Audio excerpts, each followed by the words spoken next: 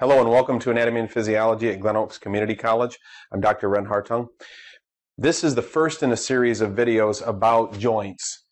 And I thought maybe in this first video I could just describe what we mean when we say the word joint. Joints are connections between bones. The other word is articulations. That's the more scientifical word for the word joint. So articulations or joints, they are a connection between two bones.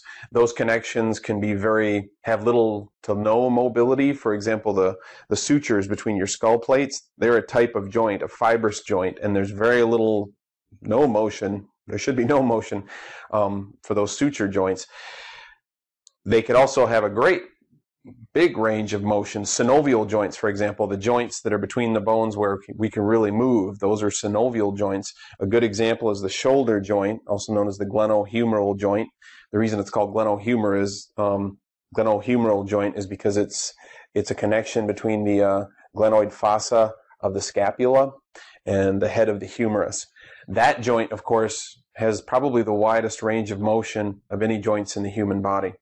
Another example of a joint that you may not have thought of, your teeth are connected to your mandible through what's called a gomphosis joint, which is a fibrous joint, kind of like the connection up here in your sutures between your skull plates.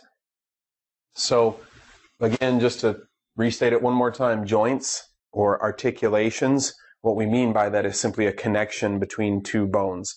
And there are various types that we'll talk about as we move on.